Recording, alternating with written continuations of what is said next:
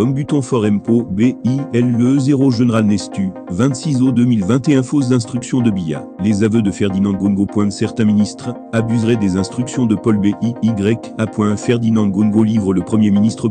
Les deux personnalités ne s'apprécient point. Les Camerounais ont été habitués depuis quelques années par la formule sur très haute instruction du chef de l'État, utilisée par certains membres du gouvernement et proches collaborateurs de Paul Biya dans leur correspondance. Selon les révélations du ministre d'État secrétaire général de la présidence de la République, toutes ces correspondances n'expriment pas forcément les volontés du président de la République. L'expression serait usurpée par certains membres de l'exécutif dans leur propre intérêt. Ferdinand Ngongo a fait ses confidences à Lazaratou, l'administrateur du cabinet de conseil Atsou, dans une lettre en date du 24 juin 2021.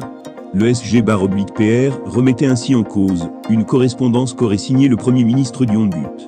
Parallèlement, vous m'avez fait recevoir le 24 juin dernier par un de vos collaborateurs, que vous avez chargé de me remettre votre correspondance si annexée datée du même jour, par laquelle vous remettiez en cause le caractère authentique des très hautes instructions du chef de l'État, pourtant conformes à nos lois et règlements, qui nous ont été notifiés en date du 26 mai 2021 par un autre collaborateur du chef de l'État, qui comme vous, est bien habilité à faire usage de cette même formule sacrée sur très haute instruction du chef de l'État, dont était d'ailleurs revêtue sa correspondance si annexée, révèle Lazaratou. Les frères ennemis alors qu'il se fait de plus en plus rare, Paul Biya a cependant instauré une nouvelle pratique, qui consiste à recevoir tous les vendredis le Premier ministre Joseph Dion But au Palais de l'Unité. Cette tradition qui surprend tout le monde au palais fragilise davantage Ferdinand Ngongo, d'autant plus que les entretiens en Biya et Ngut se font en privé. Comme pour faire contrepoids à la puissance de Ngongo, Paul Biya s'emploie maintenant à renforcer Dion But. Il s'entretient tous les vendredis après-midi avec son Premier ministre.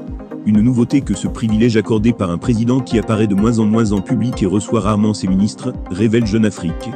Le journal indique également que la violente bataille que se livrent Ferdinand Ngongo et Joseph Dion But ne déplaît point à Paul Biya. Il serait d'ailleurs l'incitateur. Tels deux caïmans du même marigot, ils s'épient, se jaugent et s'opposent tout en veillant à ne pas faire trop de vagues. Le président ne perd pas une miette de ce duel au sommet et alimente même en munitions leur animosité. Tant que les coups qu'ils se portent ne dégénèrent pas en une guerre de tranchées trop bruyante, le chef savoure. Âgé de 87 ans, conscient que sa succession occupe tous les esprits, il se joue du choc des égaux pour contenir les ambitieux, précise Jeune Afrique.